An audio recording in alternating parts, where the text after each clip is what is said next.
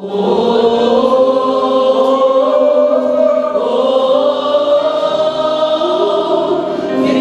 belongs to Jesus. Victory belongs to Him.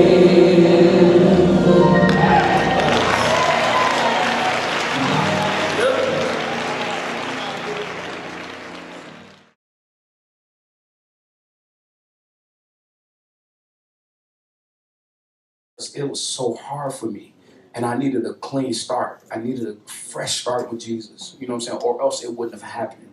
You know what I mean? I had to leave people alone like crazy. I like went in the incubator for years because I'm like, I can't talk to you no more. I can't let you call my phone because I'm gonna be right back with you. And I want, rather you was my homies or was one of the girls that I just could not let go. And I was like, I got to just change. And so that was really what it is. And I'm being really, really, really transparent in this room. Yeah, so yeah. I don't really say it like that on radio interviews because they can't handle that. You know what I mean? But this is a room where it's not a gospel-ish room. This room is more industry. And so I can really talk to you and say, man, we've done some things.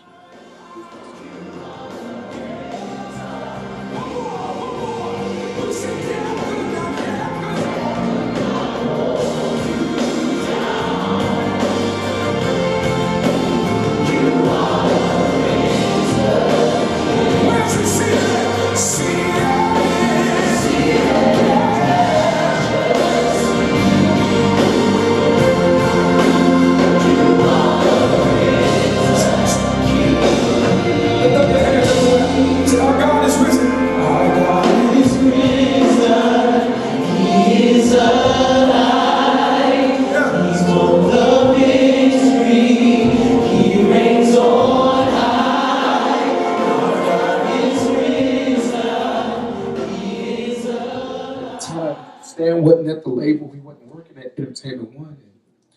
And then out of nowhere, he was like sent from God for me. They hired him, and then Stan went in the meetings and he told everybody, he said, I don't know what you guys are doing, but whatever this music is, this guy, you need to release his music. You need to put him out there. He's got the sound. And Stan told me, he called me on the phone, he said, I've been fighting for you. I told him to release a song with me. And that's when they released that anthem, and it changed the game for me. And then after that, of course, they followed it with Victory Belongs to Jesus, but he A&R'd that record. And man, I just thank God for you. Like, seriously, in my house, my wife and I know, like, you were an answer to our prayers. Because I wasn't going to change my sound. I was like, no, this is my sound, and I'm sticking with it. Right. And so I just said, God, I just need you to send somebody that can hear me. Send somebody that actually says this sound means something to them. Right. And God sent Stan. And Stan said, y'all know y'all crazy. This is it. This sound is going to do something. And that was the reason. So.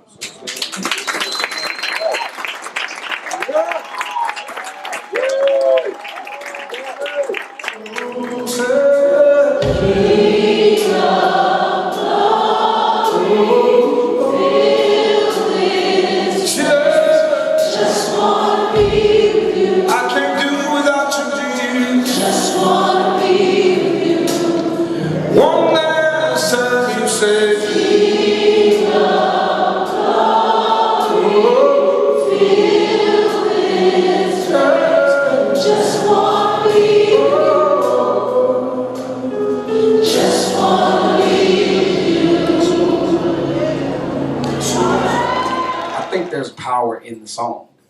If you have a big song, I think the big songs always outlast the artist.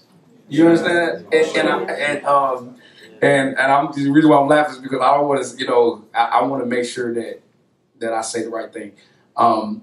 But big songs outweigh the amazing voice. Right.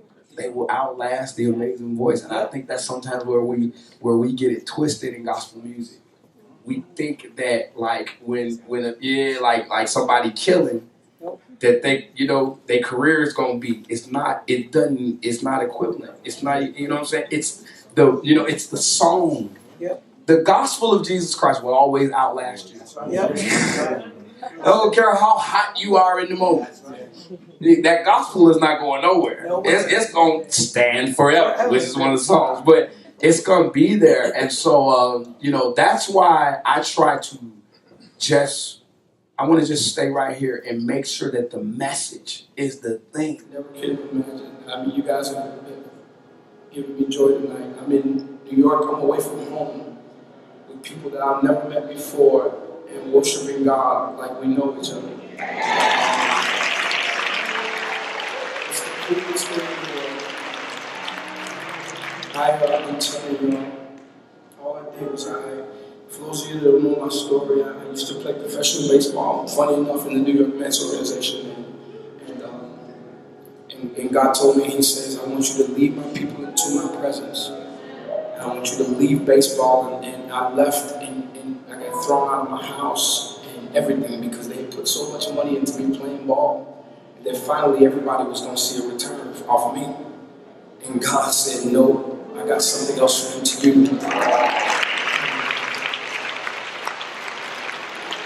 And that's how I ended up here, y'all. I'm somebody that I didn't get a chance to grow up and get church hurt or any of that. I don't have that testimony.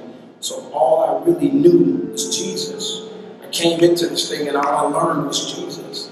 And so that's why I got so many songs that just say Jesus all over. It's because everything that has happened for me has happened by faith. And so it's really hard because I'm going to tell you this. If you really haven't 100% bought into the believe in God piece, it won't produce for you. Like, it's the craziest. Like, if you buy into believe in God, it'll do it for you. It'll bring people around you, everything. And it'll send you the funds to make it happen. Now, on a natural level, you just gotta grind. You have to grind. But this thing, it's not gonna happen without him. So that's why I think that everybody says that just believe God. But that thing has to really take a hold of your heart. That believe in God thing, it's got to have you to the place where you like when somebody come and offer, if God say no, you be like, I don't want that. Even though you got $100,000 in my face, I don't want it because God told me you ain't the one. You know what I'm saying? It's got to be like that. And so I think that's, on a natural level, yeah, you just grind. You take what you have and you put it towards your gift. But the thing about the whole believe in God piece is that you got to operate by faith. Like, and you got to really, everybody's got to learn how to do that. You know what I'm saying? I think a lot of people in the body of Christ don't really know how to cause God to work on your behalf. You know what I'm saying? Like I put God in the most awkward positions. I tell him, oh, okay, I want to see you move. So I'll take out of my $5,000 and I'll give him $3,500 just randomly if I'm looking for something spectacular. Just because I'm like, yeah, and I'm like, I'll put myself in a position where if you don't bless me, I'll be in trouble. That's foolish faith. Now, what now look at your life. See what I'm saying? So that's what I'm saying, that this whole believe in God thing has to have you gripped. It has to have you to the place where you like, look, I'm about to try you so crazily that if you don't come through, I'll either be dead or, you know what I mean? So what you gonna do? So if you want your career to jump off the ground, start doing weird stuff to put yourself in the corner. But it's gotta be for him though. Let's just call his name in the room. Jesus, Jesus.